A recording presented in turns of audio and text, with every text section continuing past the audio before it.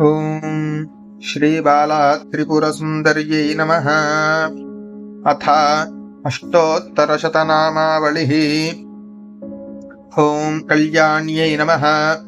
ॐ त्रिपुरायै नमः। ॐ बालायै नमः। ॐ मायायै नमः। ॐ त्रिपुरसुन्दर्यै नमः। ॐ सुन्दर्यै नमः। ॐ सौभाग्यवत्यै नमः। ॐ क्लीङ्कार्यै नमः। ॐ सर्वमङ्गलायै नमः। ॐ ह्रीङ्कार्यै नमः। ॐ स्कन्दजनन्यै नमः। ॐ परायै नमः। ॐ पञ्चदशाक्षर्यै नमः। ॐ त्रिलोक्यै नमः। ॐ मोहनायै नमः। ॐ अधीशायै नमः। ॐ सर्वेश्यै नमः। ॐ सर्वरूपिण्यै नमः।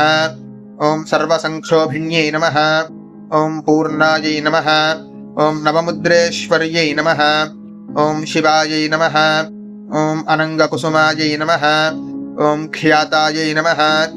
ॐ अनङ्गभुवनेश्वर्यै नमः। ॐ जप्यायै नमः। ॐ स्तव्यायै नमः। ॐ श्रुत्यै नमः। ॐ नित्यायै नमः। ॐ नित्यक्लिन्नायै नमः। ॐ अमृतोद्भवायै नमः। ॐ मोहिन्यै नमः। ॐ परमायै नमः। ॐ आनन्दायै नमः। ॐ कामेश्यै नमः। ॐ तरुण्यै नमः। ॐ कलायै नमः। ॐ कलावत्यै नमः। ॐ भगवत्यै नमः। ॐ पद्मरागकिरीटिन्यै नमः। ॐ सौगन्धिन्यै नमः। ॐ सरिद्वेण्यै नमः। ॐ मन्त्रिण्यै नमः। ॐ मन्त्ररूपिण्यै नमः। ॐ तत्पत्रयै नमः। ॐ तत्त्वमय्यै नमः। ॐ सिद्धायै नमः।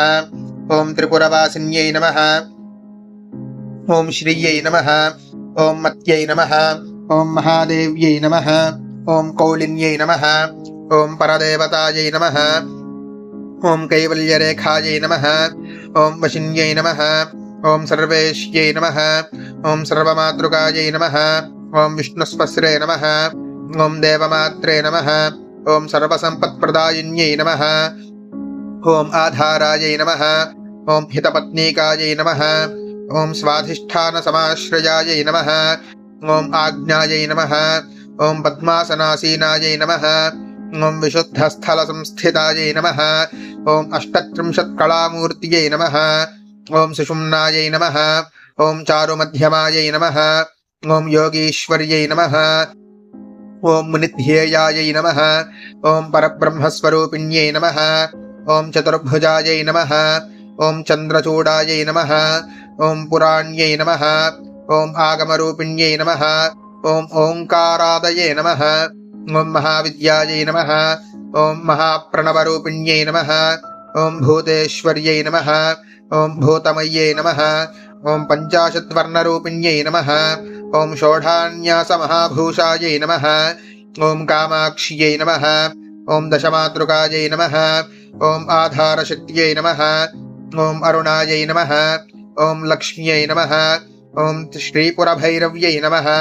ॐ त्रिकोणमध्यनिलयायै नमः। ॐ षट्कोणपुरवासिन्यै नमः। ॐ नवकोणपुरावासायै नमः। ॐ बिन्दुस्थलसमन्वितायै नमः। ॐ अघोरायै नमः। ॐ मन्त्रितपदायै नमः।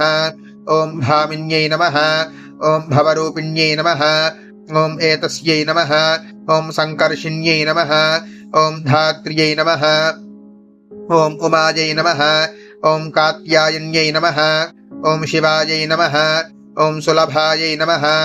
ॐ दुर्लभायै नमः। ॐ शास्त्र्यै नमः। ॐ महाशास्त्र्यै नमः।